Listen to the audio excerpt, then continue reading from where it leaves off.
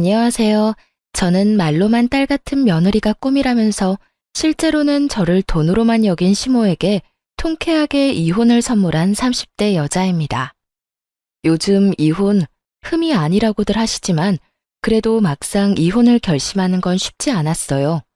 결혼 전에 나름 똑소리 난다는 평을 들었는데 시댁과 딱 잘라 말하는 게 힘들었고 그런 이유로 이혼을 결심하는 것도 힘들었습니다.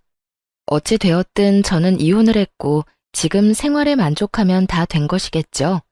이쯤 되면 제가 왜 이혼까지 하게 되었는지 궁금하실 텐데요. 구질구질하고 답답했던 제 결혼 생활 이야기 시작해 볼게요. 저와 남편은 친구의 친구 사이였어요. 제 친구의 남자친구의 친구가 남편이었죠. 각 친구 무리 중 솔로였던 사람은 남편과 저뿐이었고 친구들끼리 모이다 보면 자연스럽게 남편과 짝이 되곤 했습니다. 그러다 보니 가까워질 수밖에 없었고 정신을 차려보니 연인 사이를 지나 결혼까지 하게 되었습니다. 남편과 연애하던 시절 시모에게서 전화가 종종 오곤 했어요. 아들, 어디야? 밥은 먹었어? 시간이 몇 시인데 먹었지. 엄마는? 식사는 하셨어요? 응, 나도 먹었어. 오늘 친구들이랑 밥 먹고 차도 한 잔 마시고 들어가는 길에 우리 아들 밥은 먹고 다니나 해서 전화했지. 그런 걱정하지 말고 집에 조심해서 들어가. 나 친구랑 있으니까 할 이야기 있으면 집에 가서 해. 이렇듯 시모의 전화가 있을 때마다 남편은 엄마가 혼자 있어서 이렇게 전화가 오곤 해.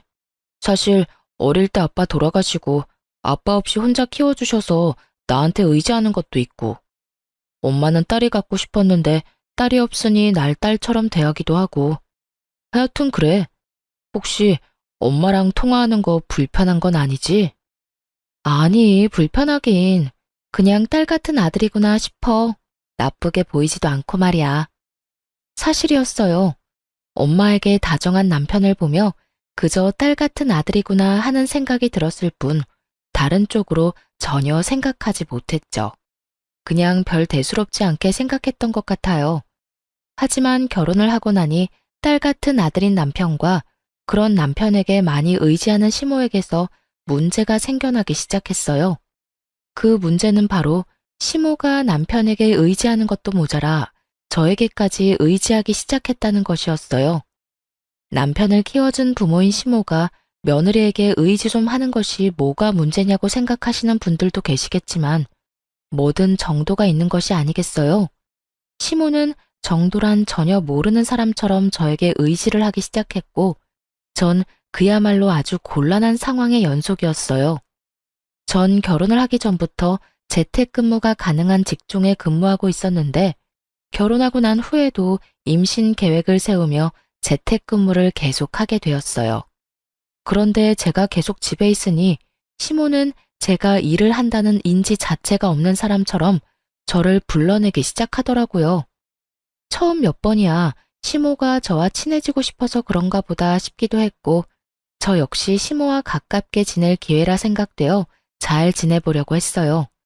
하지만 시모의 의중은 제가 생각하는 것과 거리가 멀어 보였고 심지어 급하게 처리해야 하는 일이 있는데도 불구하고 막무가내로 약속을 잡고선 화를 내기 시작하는데 이건 아니라는 생각이 강하게 들기 시작하더군요. 아가, 오늘 개봉하는 영화가 있는데 같이 보러 가자꾸나. 일찍 만나서 영화 보고 점심 먹고 좋아할 겸 백화점도 한 바퀴 돌면 좋을 것 같지 않니?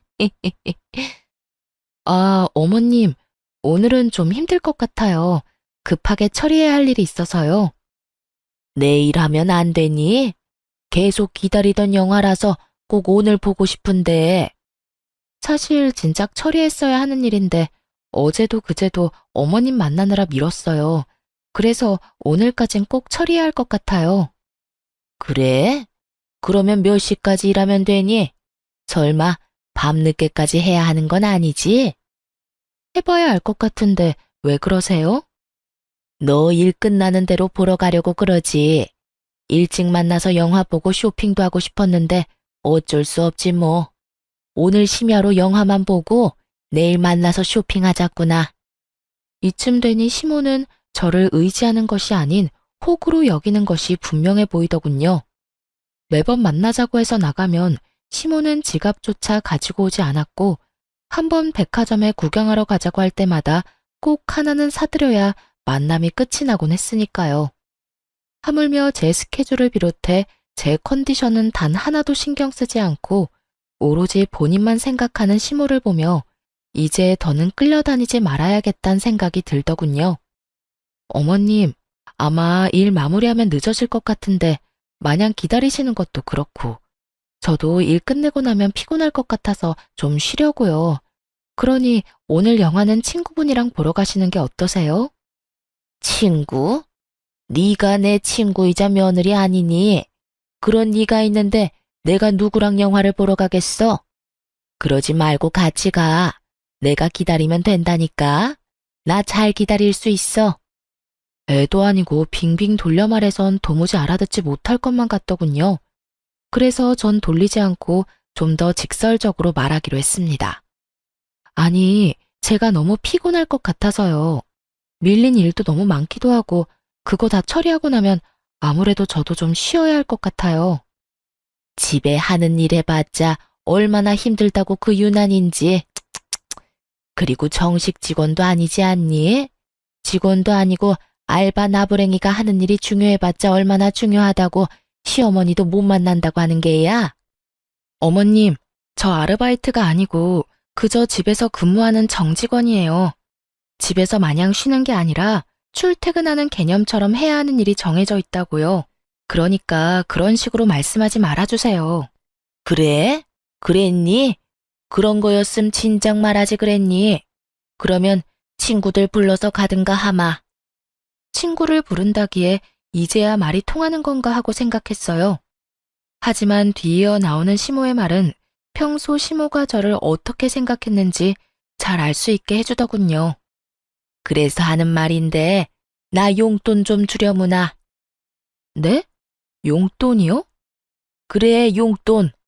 친구들 만나서 영화도 보고 밥도 먹고 쇼핑도 하려면 돈이 있어야 하지 않겠어? 평소엔 너랑 다녀서 돈이 필요 없었지만 너는 바쁘다고 했잖니. 그러니 용돈이라도 줘야지. 계좌번호 보낼 테니 넉넉히 보내거라. 저의 예상대로 시모는 저를 돈 쓰는 호구로 여기며 당당하게 돈을 요구해왔고 어떻게 하나 고민하다 결국 30만 원을 보내드렸습니다. 지금 생각하면 왜 돈까지 줬나 싶은데 그땐 그게 최선이라고 생각했던 것 같아요. 딱 그때까진 그래도 이런 시모라도 사랑하는 내 남편을 혼자 힘들게 키워주신 분이라는 생각이 강해 잘 지내고 싶었으니까요. 하지만 이런 제 생각을 산산이 부숴버리는 연락을 받게 되었어요. 바로 그날 저녁에요. 네, 어머님. 오늘 영화 재미있게 보셨어요? 식사는 잘 챙겨 드셨고요? 영하고 나발이고 넌 젊은 애가 통이 작아도 어쩌면 그렇게나 작니? 네? 갑자기 그게 무슨 말씀이세요? 통이 작다니 혹시 돈이 모자랐어요? 뭘 당연한 걸 물어? 고작 30만 원으로 누구 코에 붙이라고 그걸 용돈이라고 보낸 게야. 네 그 코딱지만한 씀씀이 때문에 내가 오늘 친구들 앞에서 얼마나 창피했는 줄 알기나 알아? 여러분, 30만 원이 작은 돈인가요? 영화 보고 밥 먹는데 도대체 얼마를 보내드려야 통 큰 며느리 소리를 들을 수가 있는 것인지 그쯤 되니 궁금해지더군요. 득달같이 화를 내는 시모의 반응에 당황한 제가 아무 말도 못하고 있자 시모는 이대로 밀어붙이자 싶었는지 더 황당한 말을 꺼내놓기 시작하더군요.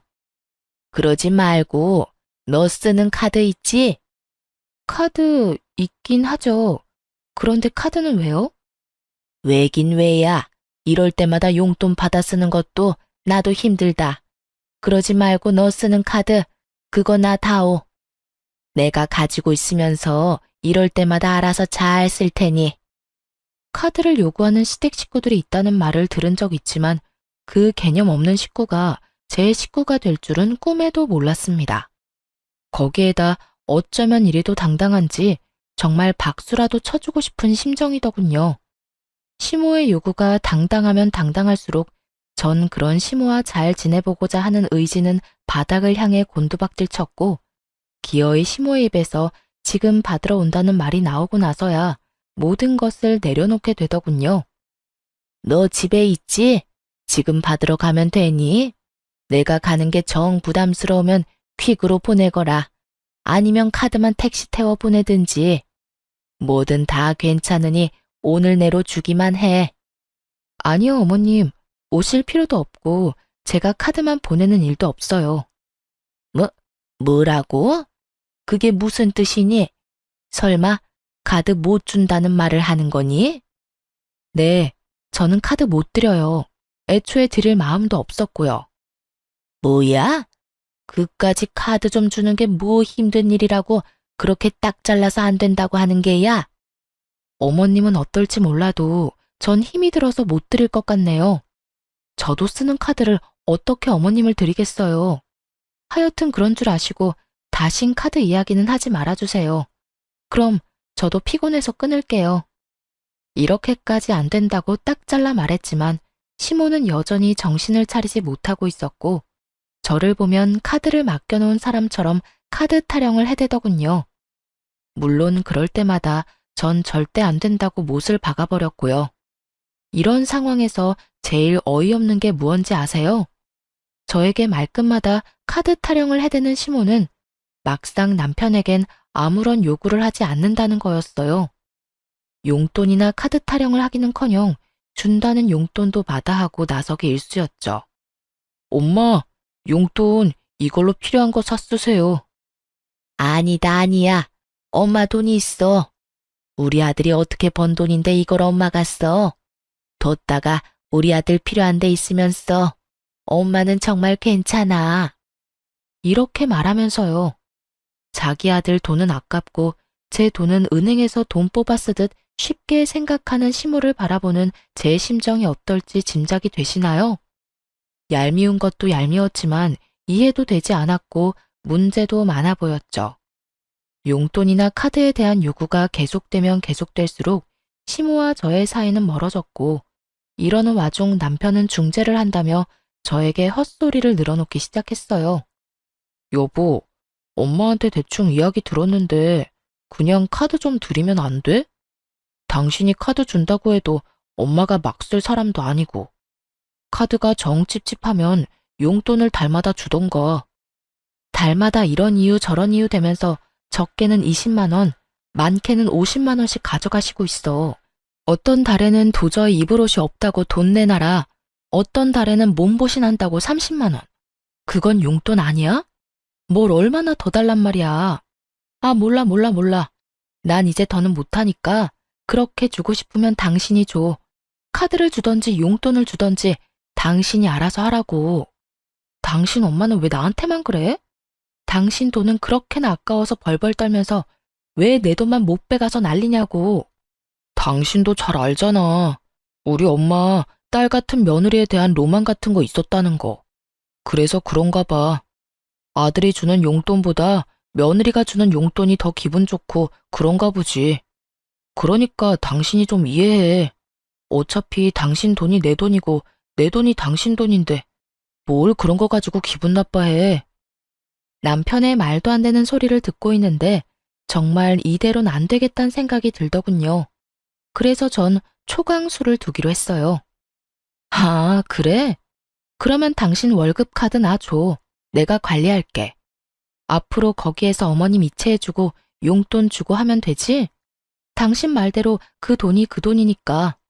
아, 어머님 기분 좋으시게 내 이름으로 보낼 테니 그건 걱정하지 말고. 얼마 드리면 만족하시려나? 50만 원? 100만 원? 얼마나 보내드릴까? 아예 통 크게 200만 원 드려? 에이, 여보, 왜 그래? 200만 원씩이나 주면 나 생활은 어떻게 해? 그러지 말고 그냥 내가 엄마한테 잘 말해볼 테니까 당신은 신경 쓰지 마. 똑바로 잘 처리해. 괜히 중간에서 말 이상하게 해서 내 입장 곤란하게 만들지 말란 말이야. 그렇지 않아도 나하고 어머님 사이도 안 좋은데 당신까지 보내지 말라고. 걱정도 팔자다. 내가 알아서 잘 말할 테니 그런 걱정하지도 마. 웬일로 큰 소리를 떵떵 친다 싶더니 남편은 시모에게 말을 잘했더라고요. 아주 잘 말이죠. 몇 달 동안 시모에게서 돈을 이유로 하는 연락이 오지 않았고 전 알아서 잘 해결했겠거니 하고 지냈는데 어느 날 갑자기 화가 잔뜩 난 시모에게서 전화가 왔더라고요. 전화를 받았더니 시모는 다짜고짜 화를 내기 시작했고 그 화를 내는 이유가 정말 가관이었어요. 너 미쳤니? 미쳤어? 내 아들한테 뭐라고 했길래 내 아들이 네 이름으로 돈을 보내준 것도 모자라 카드까지 네 카드라고 속이고 나한테 줬던 거야. 난 그것도 모르고 그 카드를 얼마나 썼는데. 그래요. 남편은 시모에게 매달 50만 원씩 제 이름으로 보내준 것도 모자라 자기 카드까지 제 카드라 속이며 시모에게 줬던 것이었어요. 카드에 쓰인 영문명을 읽을 줄 몰랐던 시모는 그 모든 것이 제 것인 줄 알고 신나게 카드를 긁어대고 다녔던 것이었어요. 그렇게 몇 달, 생각보다 시모의 씀씀이가 크자 남편이 감당할 수 없는 상황이 되었고 시모의 뒷바라지를 하던 남편은 결국 시모에게 연락을 해 모든 사실을 털어놓으며 카드를 다시 가져가게 되었던 것이었죠. 도대체 왜 네 돈, 네 카드를 두고 내 아들 돈을 쓰게 한 거야? 내 아들이 어떻게 번 돈인데 그걸 쓰게 만든 거냐고. 내가 너한테 카드 달라고 했지 내 아들한테 카드 달라고 했어? 참 이해가 되지 않더군요. 돈은 자기가 실컷 써놓고 그게 왜 제 탓인 건지, 왜 자신이 쓰는 돈은 아들도 아닌 제가 당연하다는 듯 감당해야 하는 건지 혹시 여러분은 이해가 되나요? 전 도무지 시모의 상식이 이해되지 않았고 결국 저 역시 참지 않고 할 말을 다 해버렸어요. 어머님, 아범이 이렇게 말하더라고요. 어머님께 얼마를 주던 아범 돈이 제 돈이고 제 돈 역시 아범 돈이라고요. 그래서 그 돈이 그 돈이면 아범한테 주라고 했어요. 그래서 아범이 어머님께 용돈이고 카드고 줬던 거고요. 그게 무슨 문제가 되나요? 아니, 문제가 된다는 게 아니라 난 당연히 네가 주는 건 줄 알고 썼다니 말이야. 설마 어머님, 아들 돈은 아깝고 제 돈은 막 써도 된다고 생각하시는 건 아니죠? 그럴 리가 있니? 난 그저 며느리가 주는 용돈이 쓰고 싶어서 그랬다니까. 며느리가 주면 꼭 딸이 주는 기분이 들어 좋았단 말이야. 아, 그런 거면 앞으로 아들을 딸이다 생각하세요. 돈도 저보단 더 통 크게 잘 쓰잖아요. 용돈에다가 카드에다가. 그런 아들이 또 어디 있대요? 그나저나 많이 쓰시긴 했나 봐요. 기껏 드린 카드 쓰지 말란 말까지 나온 거 보면 말이에요. 시모는 제 말에 약이 바싹 오른 듯 씩씩거리는 소리가 휴대전화를 뚫고 나올 지경이었어요.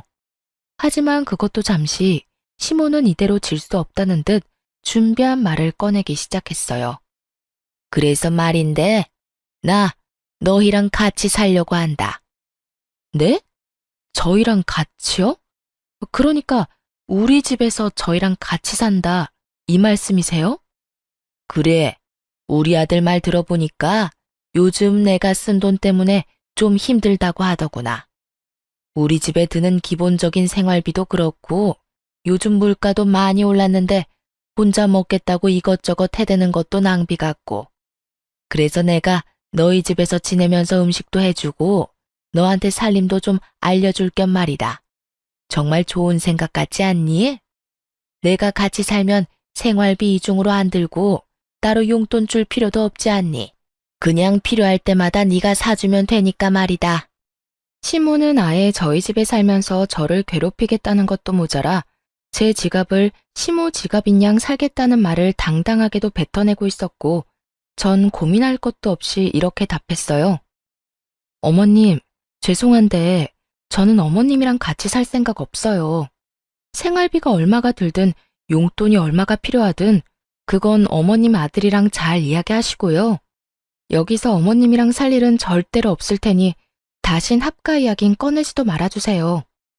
그대로 전 전화를 끊어버렸고 그날 저녁 시모에게 이야기를 전해들은 남편이 씩씩거리며 집으로 들어오더군요. 여보, 당신 진짜 너무한 거 아니야? 내가 우리 엄마 힘들게 나 키웠다고 했잖아. 그런 우리 엄마가 생활비 좀 아끼고 내 돈 아껴주겠다고 우리랑 같이 좀 살겠다는데 그게 그렇게 단칼에 안 된다고 할 일이야? 그러면 고민하다 안 된다고 했어야 했어? 안 되는 건 그 자리에서 안 된다고 딱 잘라 말해야 딴 말 안 나온다는 거 몰라? 그리고 어머님이 돈 아끼려고 우리 집에 들어오고 싶다고 그러셔? 당신은 그 말을 곧이곧대로 믿는 거고 멍청한 거야, 순진한 거야. 아니면 그렇게 믿어서라도 어머님이랑 같이 살고 싶은 거야? 지나가는 사람 아무나 붙잡고 물어봐. 어머님이 정말 돈 아끼려고 합가하자고 하는 건지. 나 골탕 먹이려고 나랑 한 집에 살면서 내 돈을 본인 돈처럼 편히 쓰려고 들어온다는 거잖아. 당신은 왜 그렇게까지 생각하는 건데? 정말로 돈도 아끼고 살림도 도와주시려고 합가하려는 거일 수도 있잖아. 어머님이 직접 말하더라. 자기한테 살림도 좀 배우고 필요한 거마다 내가 다 사줄 테니 용돈도 필요 없다고. 이 말이 무슨 뜻인지 모르겠니? 이래도 내 말이 틀려? 그건 어쨌든 난 우리 엄마 모시고 싶어. 엄마 생활비도 아깝기도 하고 우리 엄마도 우리랑 살고 싶다잖아. 난 무슨 일이 있어도 엄마 모시고 살 거야. 당신이 싫다고 하면 이혼을 해서라도 모시고 살 거라고. 이혼 말을 꺼내고 싶은 사람이 누군데 감히 이혼을 짓거려대는 남편을 보며 정말 오만정이 떨어진다는 말이 무언지 알 것 같더라고요. 알아서 해. 난 절대 어머님 모시고 살 생각 없으니까. 그런 이유로 이혼하고 싶다면 해야지 이혼. 별 수 있겠어? 저 역시 흥분을 한 상태였고 남편 역시 저 못지않은 상태였죠. 저흰 합가와 이혼을 두고 싸우기 시작했고 남편은 생각할 시간을 좀 가지자고 하며 집을 나가버리더군요. 저 역시 흥분을 좀 가라앉힐 필요가 있다고 생각했던지라 남편을 붙잡지 않았어요. 그렇게 며칠이 지났는데도 남편은 집으로 돌아오지 않았고 전 걱정스러운 마음이 들며 시모에게 전화를 걸게 되었어요. 안부를 묻는 겸 남편이 어떻게 지내는지 궁금하기도 했으니까요. 어머님, 잘 지내세요? 나야 뭐, 잘 지낸다. 그나저나 무슨 일이니? 그간 전화도 잘 안 하더니. 왜? 집에 무슨 일이 있니? 우리 아들한테 무슨 일이 있어? 혹시 어디 아프니? 네? 아니요. 그동안 어머님께 전화도 못 드린 것 같고 그때 전화도 그렇게 끄는 게 마음에 걸리기도 해서요. 어머님 잘 지내신다면 됐어요. 또 전화 드릴게요. 끼니 잘 챙겨 드세요. 그래, 너도 네 남편 좀 잘 챙기렴. 기죽이지 말고. 네, 알겠어요. 집을 나간 지 며칠인데 남편은 시댁에 간 것이 아니더군요. 남편을 잘 모르는 사람이라면 부모 걱정시킬까봐 집으로 가지 않았나 보다 하겠지만 남편은 그럴 놈이 전혀 아니었기에 아무래도 꺼림칙한 기분을 저버릴 수가 없었습니다. 시모와의 통화가 끝난 후 전 남편의 퇴근 시간에 맞춰 회사 앞으로 찾아가게 되었고 남편이 어느 젊은 여자와 웃으며 나오는 모습을 보고야 말았죠. 평소라면 그저 회사 동료이겠거니 했겠지만 여러 상황으로 미루어 볼 때 이건 보통 일이 아니란 생각이 들더군요. 그래서 전 두 사람의 뒤를 조용히 밟게 되었고 아니나 다를까 회사에서 멀어진 두 사람은 다정한 연인의 모습을 하고 데이트를 즐기기 시작했어요. 전 그런 두 사람의 모습을 사진으로 남기며 뒤를 쫓았고 한참을 행복한 시간을 보내던 두 사람은 상간녀의 집으로 추정되는 빌라로 들어가더군요. 어쩐지 이혼 이야기가 쉽게도 나온다 싶었는데 그건 홧김이 아닌 믿는 구석이 따로 있었던 진심이었더라고요. 딱 보기에도 20대 초반의 사회 초년생으로 보이는 상간녀를 끼고 있으니 이혼하고 싶어 안달이 났던 것이었죠. 믿을 수 없는 현실과 배신감에 우는 것도 잠시였던 것 같아요. 빠르게 정신을 다잡은 저는 당연히 이혼을 마음먹게 되었고 두 사람의 뒤를 밟으며 찍은 사진들도 증거로 쓰기에 차고 넘치는 상황이었죠. 이제 남은 건 어떻게 복수를 하냐 하는 것이었는데 한참을 고민하며 이혼을 준비 중인 저에게 예상치 못한 짐들이 오기 시작했어요. 그건 바로 시모의 짐이었는데 택배로 한가득 끊임없이 옷 박스들이 오기 시작하더라고요. 그렇지 않아도 이혼 준비로 정신이 없는데 이건 또 무슨 짓거리인가 싶어 시모에게 전화를 걸었죠. 어머님, 이게 다 뭐예요? 짐 박스들이 한가득 왔던데요. 아, 그거? 뭐긴 뭐야, 내 짐이지. 나 짐 내놨는데 마침 관심 보이는 사람이 있어서 다음 주쯤이면 다 정리하고 너희 집으로 들어갈 수 있을 것 같구나. 이건 또 무슨 소리인가 싶더군요. 남편 놈은 집 나간 것도 모자라 알고 보니 다른 살림까지 차린 마당에 아무것도 모르는 시모는 저희 집에 살 거라 믿어 의심치 않는 상황이라니. 그것도 저는 단 한 번도 동의한 적 없는 합가를요. 네? 그게 무슨 말씀이세요? 저는 합가 싫다고 했잖아요. 저는 어머님 못 모시고 산다니까요. 아니, 이제 모시고 살 이유도 없다고요. 다 됐고, 일단 이 짐부터 다 가지고 가세요. 싹 다 버려버리기 전에 다 가지고 가시라고요. 네가 그렇게 말하면 내가 겁먹을지 아니? 일단 집부터 정리하고 오갈 데 없다고 하면 내 아들이 나 길바닥에서 살게 할 것 같니? 우리 아들이 어떤 아들인데 무조건 나 모신다고 할 거다. 우리 아들한테 말하면 오늘 당장이라도 집으로 오라고 할 게 뻔하지만 내가 너 생각해서 일주일 시간 주는 거야. 내가 보낸 짐 정리도 좀 하고 네 마음도 정리 좀 하라고 말이다. 정말 이유 없는 이혼 없다더니 이 정도면 이혼을 하고도 남을 상황 아닌가요? 다짜고짜 합가를 하겠다니 참 대단하다 싶었어요. 시모는 본인 할 말은 다 끝났다는 듯 전화를 끊어버렸고 이렇게까지 나와주는데 저 역시 복수는 피할 수 없는 운명이다 싶더군요. 이 꼴을 당하고도 그저 조용히 이혼해주면 그거야말로 바보 멍청이 호구 아니겠어요? 전 시모의 짐을 고스란히 잘 가지고 있다가 시모가 말한 일주일이 되는 날에 그 짐을 상간녀의 집으로 보내버렸어요. 그리고 시모에게 연락을 했죠. 어머님, 준비는 다 하셨어요? 준비라고 할 게 있니? 짐은 진작 너희 집으로 보냈고 나머지 정리도 그간 다 했었지. 그렇지 않아도 지금 나가려는 참이었다. 집에 있지? 짐 정리는 다 해놨니? 난 안방 쓰면 되지. 방은 집부터 보시고 결정하세요. 제가 어머님이랑 아범이랑 같이 살 수 있는 새로운 집 구했어요. 그러니까 일단 집부터 보시고 어느 방 쓸지 결정하시면 될 거예요. 어머, 그게 정말이니? 끝까지 반대할 줄 알았더니 웬일로 그런 기특한 결정을 했을까? 드디어 정신 차렸구나. 그래, 시댁 식구하고 척지고 지내봤자 너만 손해야. 그러니까 앞으로 잘해. 내가 한평생 너희하고 붙어 살겠니? 적당히 살다가 알아서 나갈 테니 같이 사는 동안 잘 하려무나. 아, 네. 그럴 거예요, 아마.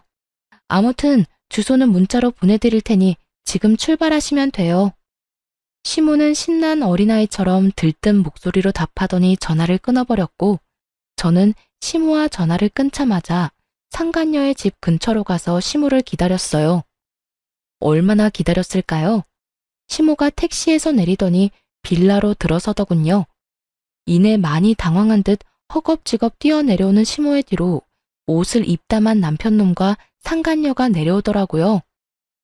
엄마, 잠시만, 내 이야기 좀 들어봐. 나중에 이야기해. 지금은 이 엄마가 너무 놀라서 그래.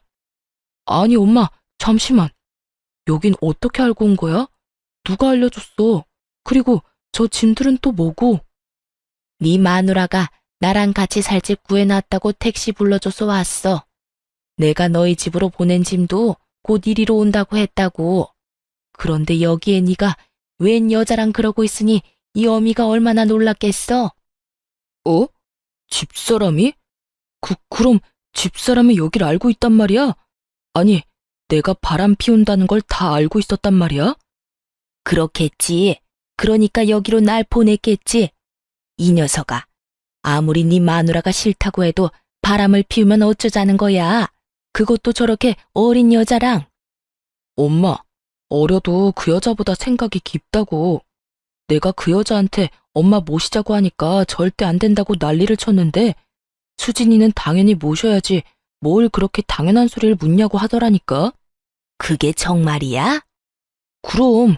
수진아, 네가 말해봐. 너 우리 엄마 모시고 살 수 있다고 했지? 그럼요, 어머님. 저는 오빠가 그 여자랑 헤어지고 저한테 와주기만 하면 뭐든 할 수 있어요. 그리고 남편 부모님은 제 부모님과 마찬가지인데 모시고 사는 게 뭐예요? 그냥 같이 사는 거죠.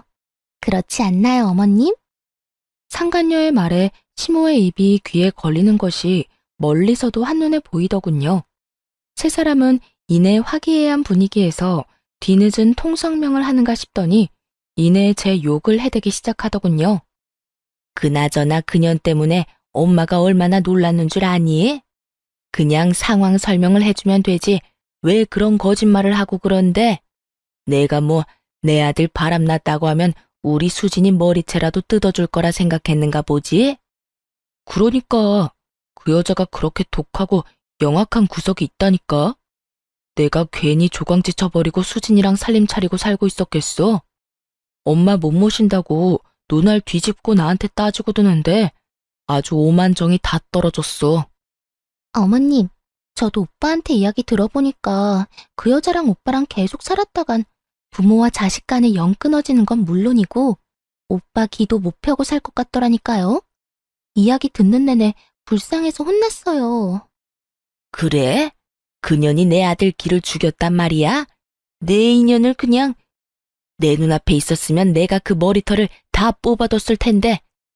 그렇게 애타게 보고 싶어하는 시모 앞으로 걸어갔고 저를 발견한 세 사람은 놀란 것도 잠시 의기양양한 표정으로 팔짱까지 끼고 저를 바라보더군요. 내 인연, 네가 우리 아들 길을 그렇게나 죽여댔다며? 어디 여자가 하늘 같은 남편 길을 죽이고 난리야? 네 친정에선 그렇게 가르치더니? 그럼 어머님은 아들한테 조광지 쳐버리고 바람이나 피우고 다니라고 가르쳤어요?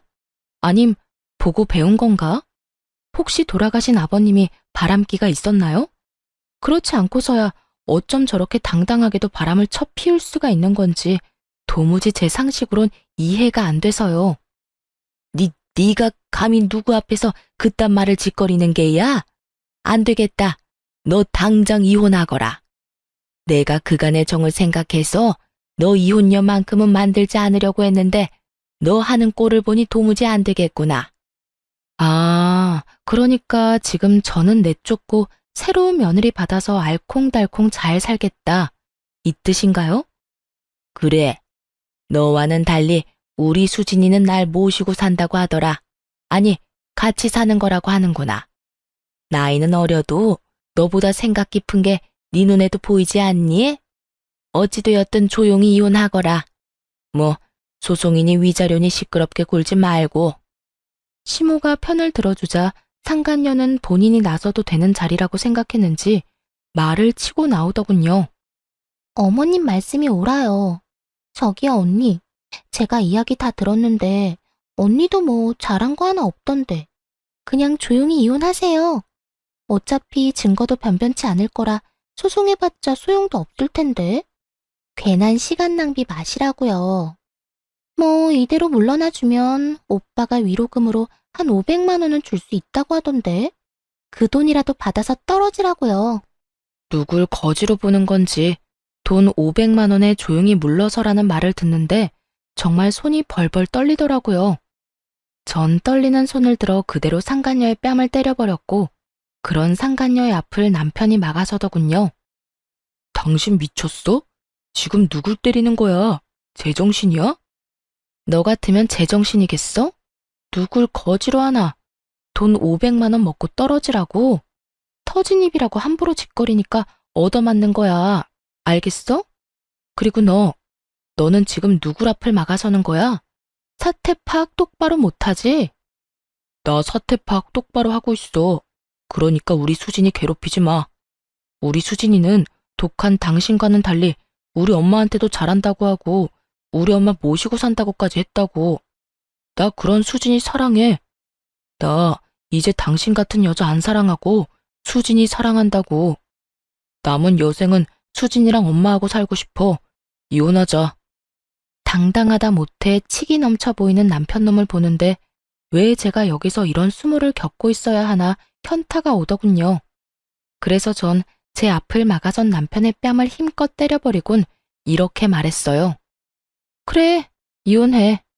방금 따귀는 마지막 내 선물이니 평생 살면서 기억해라. 그리고 증거 없으니 소송하지 말라고 했지? 그런데 어떻게 하지? 나는 증거가 차고 넘쳐서 그 소송 할 계획인데? 이미 변호사 선임도 끝난 상태고 곧 소송도 진행될 거야. 그러니까 세 사람 준비 잘해. 그때 돼서 울고불고 매달리지 말고 말이야. 아 참! 그리고 지금 사는 집은 내 집이니까 당신 짐 다 빼야 하는 건 알지?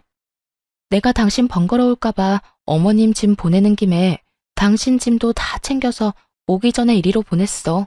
곧 올 테니까 짐 정리 잘해. 이삿짐 비용은 내가 낼 필요 없을 것 같아서 결제 안 했으니까 결제도 알아서 하고. 전 그대로 집으로 돌아왔고 그 후로 진행된 이혼 절차는 이혼 후 벌어질 상황에 비해선 순조로웠어요. 증거는 많았고 많은 만큼 확실했죠. 그동안 시모가 보낸 수많은 문자들, 대부분 돈을 요구하고 합가를 강요하는 문자 내용들, 거기에다 하찮은 협박까지 그것뿐인가요? 전화녹음 파일 등도 증거로 쓰이며 시모 역시 위자료 지급을 피할 수 없었고 상간녀는 말하면 입 아픈 수순으로 위자료를 지급하게 되었습니다. 그렇게 이혼을 하고 난 후 이혼 사실이 전 남편의 회사에 퍼지며 상간녀와의 외도 역시 소문이 파다하게 퍼졌다고 하더라고요. 그간 티를 얼마나 내고 다녔으면 다들 그럴 줄 알았다며 놀라지도 않았다고 해요. 그 소문이 직원 내뿐 아니라 회사 윗선까지 퍼져 상간녀가 먼저 회사를 그만둔 후 결국 전 남편까지 손가락질을 견디지 못하고 회사를 그만두게 되었다고 들을 수 있었어요. 그렇게 이혼만 하면 다 끝이라고 생각했는데 그때부터 지긋지긋한 상황이 시작되더군요. 처음은 상간녀였어요. 이혼을 하고 잘 지내고 있는데 핏기 하나 없는 얼굴을 한 상간녀가 찾아왔더라고요. 무슨 일이에요? 앞으로 두 번 다신 볼 일 없을 줄 알았더니. 그러게요. 저도 두 번 다신 볼 일 없을 줄 알았다고요. 다 됐고 당신 남편이랑 당신 남편 엄마 좀 다시 데리고 가세요. 난 도저히 더는 그딴 인간들이랑 못 살겠다고요. 인간 취급은 해주려고 했더니 도저히 안 되겠네. 야, 여기가 어디라고 찾아와서 그딴 말도 안 되는 말이나 짓거리는 거야? 좋다고 뺏어갈 때는 언제고 이제 와서 뭐? 다시 데리고 가라고? 내가 미쳤니? 그 혹을 다시 가지고 오게? 그러지 말고 내가 이렇게 빌 테니까 제발 좀 데리고 가줘요. 아들이라는 놈은 회사 그만두고 집에서 빈둥빈둥 놀기만 하고 그 아들 엄마라는 사람은 남의 돈을 물처럼 써대는데 정말 미치겠다고요. 기껏 모은 돈 위자료로 쓰고 두 사람 사치하는 데 쓰고 이러다간 정말 거지는커녕 빚쟁이 되기 일분 직전이라고요. 어머나, 1분이나 남았으면 많이 남았네. 그 남은 시간 여기 와서 낭비하지 말고 지금이라도 도망쳐. 나한테 와서 이래라 저래라 이상한 소리 짓거리지 말고. 내 집인데 내가 왜 도망을 쳐요. 그러지 말고 그쪽이 다시 데리고 가주면 안 돼요? 머리가 돌이니? 아님 머리가 장식이야? 싫다는데 왜 계속 같은 말을 시키는 거야? 난 분명 싫다고 했고 또 똑같은 문제로 찾아와서 괴롭히면 경찰 부를 테니까 그런 줄 알고 꺼져. 당장 꺼지라고. 전 소리를 질러버렸고 그럼에도 상간녀가 돌아가지 않아 굵은 소금을 가지고 와 머리 위로 죄다 쏟아부어 버렸어요. 그렇게까지 당한 상간녀는 다신 찾아오지 않았고 두 번째는 전 남편의 차례였죠. 전 남편은 전화였는데 다 죽어가는 목소리를 한 전 남편은 제가 전화를 받자마자 울고불고 하며 매달리기 시작하더군요. 여보, 잘 지내? 난 못 지내. 나 당신이 너무 보고 싶고 당신이랑 함께하던 그 시절이 너무 그리워서 죽을 것만 같아. 왜? 그 집에서 결국 쫓겨났니? 그렇게 사랑한다고 난리더니 그 사랑도 별 수가 없었나 봐. 그래서 다 쫓겨나고 거짓골 되고 나니 내 생각이 났어? 그래서 이렇게 울면서 나한테 전화한 거니? 쫓겨난 게 아니라 내 발로 나온 거야. 당신이 너무 그립고 당신이 너무 보고 싶어서. 그년 그렇게 효녀인 척은 혼자 다 하더니 알고 보니 진짜 계산적이고 이기적인 년이었더라고. 그래서 깨닫게 됐어. 세상에 당신 같은 여자 또 없다는 거 말이야. 그래서 말인데 앞으로 내가 정말 잘할 테니까 우리 다시 재결합하면 안 될까? 난 당신만 있으면 다시 시작할 수 있을 것 같아. 가정도 잘 지키고 취업도 성공하고. 그러니까 제발 우리 함께 했던 세월을 생각해서라도 한 번만 나 받아줘. 내가 정말 잘할게. 너 같으면 그게 되겠니? 되겠어?